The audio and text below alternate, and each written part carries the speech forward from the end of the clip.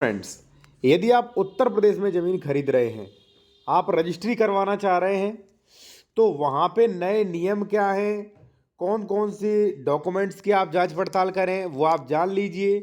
क्योंकि हमारे सामने ऐसे कई मैटर्स आ रहे हैं साथियों, जहाँ पर रजिस्ट्रियाँ कैंसिल हो रहे हैं, पूरा पैसा बर्बाद लोगों का हो रहा। अब यहाँ पे देखिए, यहाँ पे क्या लिखा है कि विक्रेता द्वारा अपने अंश से अधिक विक्रय किया गया, इसके पश्चात कोई स्वामित्व विक्रेता का शेष बचता ही नहीं है। और पत्रावली जो है यहाँ पे फाइल रिजेक्ट कर दी है म्यूटेशन की, यानी कि इनका पैसा पूरा बर्बाद हुआ। सेकंड आप देख सकते हैं कि फलाने फलाने खसरा संख्या में अमित कुमार इंतजाज सह खातेदार शून्य होने के कारण निरस्त किया जाता है, यानी कि ये भी इनका भी पैसा बर्बाद। और देखिए साथियों, सोचने वाली बात है कि रजिस्ट्री जब अंश बच ही नहीं रहा है तो रजिस्ट्री सरकार के यहाँ हो कैसे गई, रजिस्ट्री ऑफिस में वहाँ पे 2-3 लाख का स्टाम्प कैसे ले लिया गया।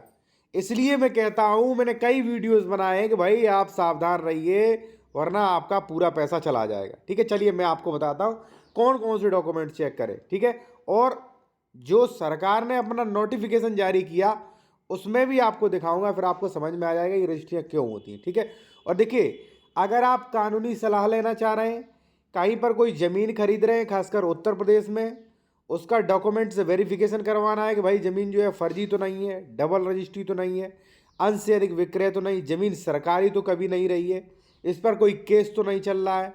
ठीक है, सेक्शन 81, 43, 98 वगैरह आप चेक करवा सकते हैं। कॉन्टैक्ट नंबर वीडियो की डिस्क्रिप्शन में आपको मिल जाएगा। ठीक है, बार बार वहाँ पे व्हाट्सएप पे ना पूछें कि क्या क्या चेक करेंगे, मैंने सारा बता दिया आपको। ठीक है, चलिए आइए देखिए साथियों, उत्तर प्रदेश में जब आप ज़मीन खरीद रहे हैं तो उत्तर प्रदेश के नियमों का पता होना चाहिए। क्योंकि देखिए, रजिस्ट्री के नियम अलग हैं, उनका उल्लंघन किया तो भी रजिस्ट्री कैंसिल, और अगर उत्तर प्रदेश राजस्व संहिता का उल्लंघन कर दिया फिर भी आपकी रजिस्ट्री कैंसिल। तो दो दो नियमों को आप जान लीजिए। ठीक है, देखिए साथियों, सबसे पहले मैं आपको बताऊं कि आप ये देखिए कि सेक्शन 98 जमीन SC ST वर्ग के तो नहीं है। ठीक है, इन्होंने किससे खरीदी थी, उल्लंघन तो नहीं किया सेक्शन 98 का। आप नहीं चेक कर सकते तो मेरे द्वारा करवा सकते हैं। खातेदार का वर्ग चेक करें साथियों, क्योंकि उत्तर प्रदेश क्या, देखिए, राज्य सरकार की जमीन है, जो खेत कृषि की जमीन जो होती कई वर्गों में डिवाइड होती है। कोई भाई असंक्रमणीय, कोई संक्रमणीय, कोई सरकारी पट्टेदार, कोई आसामी है। तो चेक करें भाई ये क्या राइट्स है इसको, और क्या ये ट्रांसफर कर सकता है कि नहीं कर सकता है, ऐसे कितने राइट सरकार ने दे रखे हैं। भूमि का प्रकार देखिए, इसका श्रेणी नंबर क्या है, खातेदार का वर्ग क्या है, और वहाँ पे 143, 117 भी देख सकते हैं। ये बहुत ज़्यादा मैंडेटरी नहीं है, ठीक है ना, लेकिन ये 1, 2, 3 ये बहुत ज़्यादा मैंडेटरी है, रजिस्ट्री कैंसिल हो जाएगी। अब 143, 117 इसलिए है कि जमीन पे विवाद वगैरह ना हो, थोड़ा बहुत इससे आइडिया लग जाता है, जो विशेषज्ञ होते हैं वो लगा लेते हैं। ठीक है, अब बात करेंगे, आपने उत्तर प्रदेश के नियमों को जान लिया।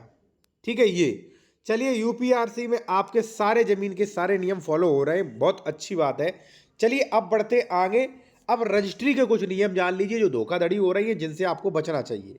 ठीक है साथियों, मैं फिर कहूँगा कि यदि आप कंसल्टेशन करना चाह रहे हैं या आप कोई डॉक्यूमेंट्स वेरिफिकेशन करवाना चाह रहे हैं, कहीं भी ज़मीन खरीद रहे हैं, खरीद चुके, तो करवा सकते हैं। कॉन्टैक्ट नंबर वीडियो के डिस्क्रिप्शन में मेंशन किया गया है साथियों।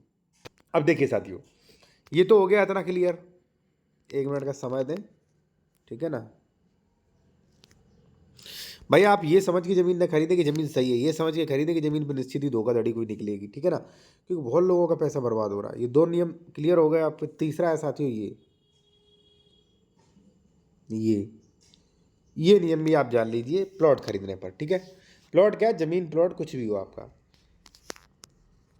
खतौनी में म्यूटेशन दाखिल खारिज हुआ है कि नहीं हुआ है, और दाखिल खारिज हुआ है तो कौन सी वाली रजिस्ट्री का हुआ है, कितने एरिया का हुआ है, ये भी दाखिल खारिज में ध्यान दें। कई लोग नहीं कहते कि सर मेरे पास तो मैंने डॉक्यूमेंट सारे देख लिए। डॉक्यूमेंट्स में एक एक चीज़ आपको, एक एक प्रविष्टि आपको देखनी है। ठीक है ना, भूमि वादग्रस्त तो नहीं है, इस पर कोई केसेस तो नहीं चल रहे, भूमि सरकारी भूमि तो नहीं है। ठीक है, इस पर सारे कोर्ट ऑर्डर्स, क्या क्या कोर्ट ऑर्डर्स दिए, कोई स्टे का ऑर्डर तो नहीं, कोई वैसा कोई ऑर्डर्स तो नहीं, म्यूटेशन तो मैंने बता ही दिया।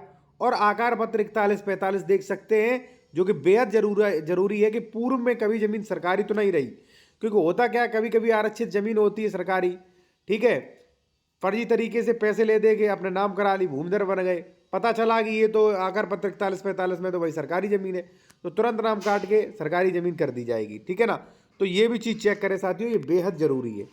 ठीक है ना, ये चीज़ चेक हो गई। उसके बाद आ जाइए ये जो सबसे ज़्यादा धोखाधड़ी हो रही है भाई।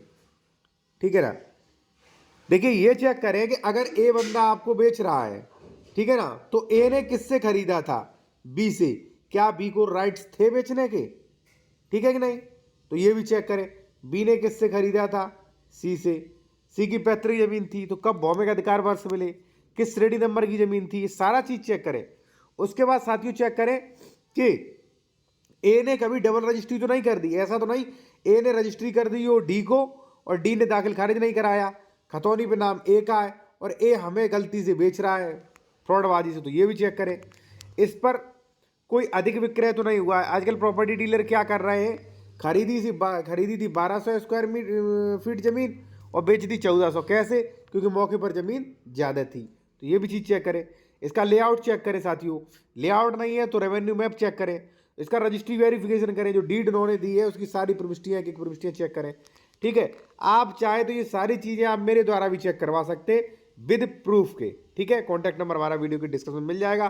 मैं आपसे यही कहूँगा कि हर संभव ये सारी चीज़ें चेक करें साथियों। अगर चेक नहीं की तो आप मान के चलिए बहुत ज़्यादा धोखाधड़ी हो रही है भाई। आप ये समझ के चलिए, लोगों को डर ही नहीं लगता कि मेरे ऊपर एफआईआर होगी, क्या होगा क्या नहीं होगा, और धोखाधड़ी पे धोखाधड़ी हो रही। अगर धोखाधड़ी ना होती तो मैंने ये उदाहरण दिया था कि कैसी, मेरे पास तमाम ऐसे सैकड़ों की संख्या में उदाहरण है साथियों। ठीक है, धन्यवाद।